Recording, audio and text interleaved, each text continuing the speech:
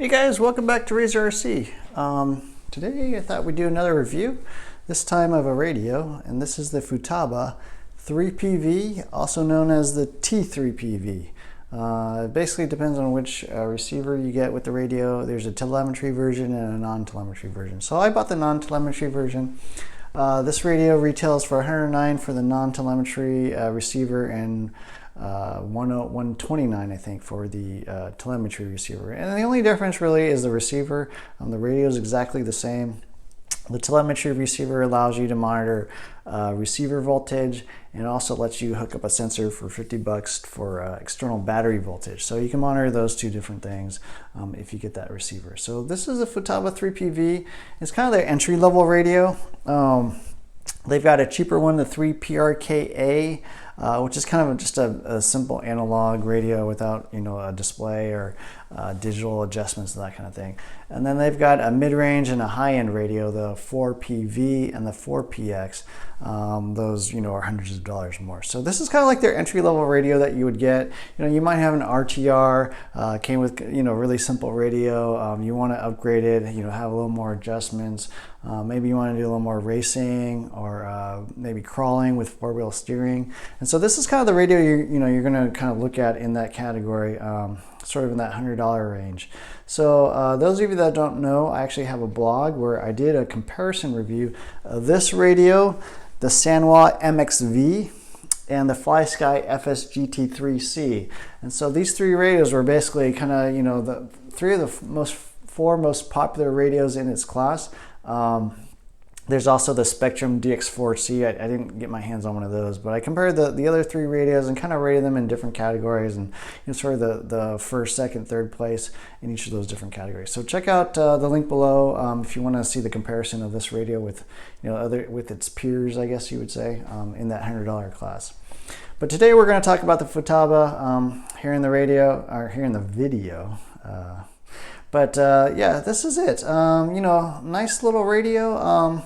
A little bit on the smallish side, I would say. It's sort of, I would almost like a 7/8 sized radio. Definitely smaller than my Sanwas, but it's really light, really easy to hold in your hand. So at first, I thought, well, this is kind of a small, dinky little radio, but the more I used it, the more I really liked it. And so I've had this for about 9 months. I bought this, I think, in the summer of 2016, pretty much when it came out. And I used to have its predecessor, which is the 3PL. And that was more like sort of sledgehammer shaped, really big, bulky, pretty sturdy, I would say, more of a basher radio than a racer radio. But when this came out, I was like, wow, that's a nice little redesign. It's got a nice big display, all digital adjustments. They actually added Expo to the adjustments. So, a quick rundown of what you can control with this. And this is really what you want out of most, pretty much every radio. You want to have endpoint adjustment, trim, sub-trim, dual rate. And then the big one is Expo, which is basically adjusting the sensitivity of the steering wheel or the throttle. So for racing, that kind of helps. If your car is a little hard to steer or maybe a little too sensitive, you can tone down the steering Expo, or maybe your throttle trigger's real sensitive and you got a low turn motor, and so you want to kind of soften that a little bit. You can adjust the throttle Expo. So kind of nice little feature. In addition to those basic things, you also have four-wheel steering or brake mixing and ABS as well. And the one big one this radio's got over other radios in its class is a little bit of telemetry. And it's not, full-blown telemetry with RPM measurements and temperature measurements. All you really get with telemetry on this is receiver voltage, if you have, the proper receiver. And then for those S-Bus compatible receivers, you can also buy an external voltage sensor for $50. So not super cheap, $50 on top of, maybe a $50 receiver. You're spending $100 just to get battery voltage. But that's kind of useful, especially if you're bashing, kind of monitor your battery voltage, and you'll know a little bit ahead of time if you're going to run out of juice. So pretty unusual in this class. I don't think any other radio at this price point has that feature. So, it's nice to see Futaba add in a little extra value. So I kind of want to go through this radio in a few different categories. Yeah, I talked about basically the feature set already. I want to talk about sort of the controls and construction. Nice little radio. The plastics, are fairly smooth. You get a little bit of ribbing here, I guess, to help you hold the handle a little bit, but not super grippy, I would say. The plastics are smooth. They seem high quality. Probably not quite as sturdy as the 3PL, because the 3PL is a beast. I mean, you could drop that thing on rocks and nothing would happen. This one, you can bash with it. It should be fine, but you don't really want to be dropping this radio. It's got a big screen, a bit of glass and stuff, so, or maybe it's plastic probably actually. But, nice little integrated internal antenna. That's cool. No real adjustments for throttle and trigger. The throttle, it's a tiny bit of play left to right, not a lot, but a hair bit of play. Steering wheel is nice and tight, medium spring tension, I would say. Not too soft, not too firm. I like this amount of spring tension. Wheel is, I think it was 51 millimeters straight across. Nice firm foam. One improvement they made was actually adding sort of ridges on the sides of the steering wheel so that this foam couldn't slip out. The 3PL, had a tendency for the foam to slide around, and I ended up actually gluing that on mine. But on this radio, nice little added improvement. You've got 3 adjustments on the side, basically one for dual rate, one for steering trim, and one for throttle trim. And then also a switch basically for the 3rd channel. So this radio supports 4 channel receivers. Obviously steering, throttle, a 3rd switched channel. And then actually the 4th channel is only used for braking or 4-wheel steering, sort of that mixing mode. You can't really control that one separately on the trigger or through any other dial or anything like that. So sort of 3.5 channels, I would say. But that's usually enough for most guys. Battery wise, it's got a little compartment here for the battery. I'm actually running a Life battery here. It comes with a little I guess a battery tray for 4 AA's, but it also has a nice little plug, so you can actually plug in your own battery, LiPo, Life, or nickel metal hydride. So pretty much all the battery options you want, and it actually has a plug here for nickel metal hydride. So if you actually have a nickel metal hydride battery, you can actually charge it through the port here. It doesn't work for LiPo or Life. You want to charge that on an actual external battery charger, but pretty cool. A lot of battery options in this radio. Let's see, what else do we want to talk about? We went over features. We went over the design, pretty similar to its bigger brothers, the 4PV, 4PX. Controls wise, one thing I would mention is that this handle's a little bit kind of a swept back design, which means basically, your hand's a little bit further from the trigger just in the way you hold it. My Sanwas, I like them a lot because they kind of are more vertical, sort of a 90-degree bend here in the handle or the grip, and get you a little bit closer to the action, I would say.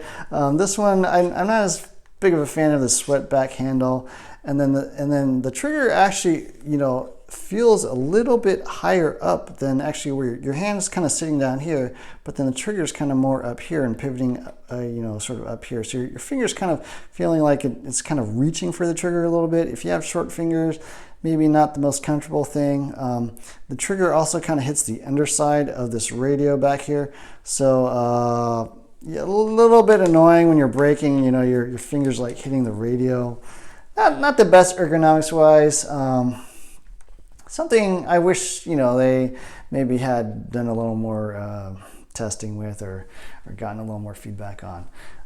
But that's really the only complaint I have about the controls. The manual here, pretty simple little manual. Futaba manuals are kind of nice. Kind of go through all the different menus and the different options, how to bind, that sort of thing. Binding on this radio is super simple. All you do is turn on the radio, turn on the car, and then take a little hex drive or something and press down on your receiver link button for a second, and then it'll automatically bind. So really simple binding procedure.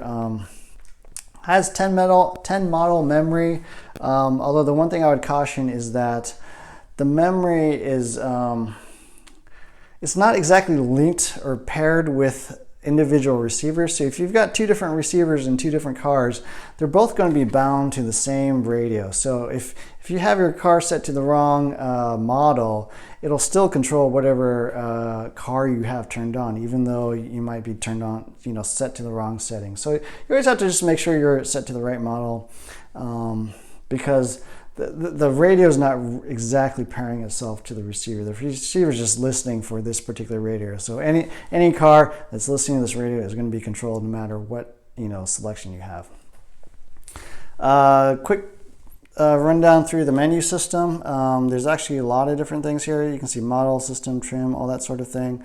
You basically have 4 buttons here: right, left, and then sort of a plus minus if you want to adjust an individual option. So scrolling through this, you kind of have to, sort of just keep pushing right until you get to the option you want. For example, if you want to go to like, channel 1 reversing, it takes kind of a lot of button presses to get there. All in all, you actually have 27 individual items that you got to scroll through. So a little bit annoying, if you want to get to like, I don't know, EPA or something, you're pushing a lot of buttons just to get to that endpoint. Maybe you want, steering endpoint. All right, finally we got to steering endpoint. So I wish their menu system was a little easier to navigate. Maybe they use sub menus or something like that. Really the only fault I can find with how it's sort of laid out. Otherwise the menu system's fine. One quick little trick, if you're on a particular item, you can just kind of hold down the right left button and it'll send you all the way back to the start again. So menu system's okay, not the best, not the worst. It does have a really nice big display, easy to read numbers, little LED for power. The power will actually turn off on its own after 10 minutes if you don't do anything. So, if you finish driving your car for the day, throw this thing in the radio bag and, forget about it. It'll turn off by itself rather than completely drain your battery. So nice little feature, that the Sanwas don't have. Other than that, the price is $109 or $129, sort of middle of its class. Overall, I would say I really like this radio. Out of the 3, I actually did a comparison on, I think this is my favorite. I actually, tested all 3 in the same car. And this one just, a little bit more responsive, I would say. Performance-wise, this seemed to have a little less latency, a little more in tune with the actual car, and you felt, sort of more one with the car. I think the performance on this is probably a little bit better than the Sanwa and the FlySky. It shares the same receivers with the more expensive radio, so I think the latency-wise is going to be about the same or pretty close. I didn't really have any issues there. So if you're looking to do some racing, this would be my pick. If you want to do some bashing, it'll work as well. It's got 4-wheel steering and such. Ergonomics-wise, not my favorite, just the way it kind of sits in your hand. I would definitely, grab one, hold it, sort of play around with a little bit before you buy one. Make sure, you like the way it sits in your hand. But overall, a really nice radio, big display, all the options you want, some simple telemetry, nice fit and finish, good response, a lot of battery options. Price is about, comparable, mid-pack compared to its other competitors. The Sanwa is a little bit cheaper, the FlySky is a little bit cheaper, the Spectrum is a little bit more. But I think you get a lot of value out of this radio, and this is pretty much my pick for sort of best $100 radio in its class. It'll be interesting to see if Sanwa comes out with something new, or Spectrum does as well. But to me, this is recommended buy. Really great radio, nice and light, elegant design. Thoroughly modern radio through and through. Compatible with all your other receivers from Futaba. I mean, they also have fast, but nobody really runs fast anymore. So overall, great little radio, and highly recommended. So hope you enjoyed this little video. Please subscribe if you get a chance. I'm trying to put up interesting and useful videos like the Futaba T3PV, and I'll be making more in the future. Thanks for watching, guys.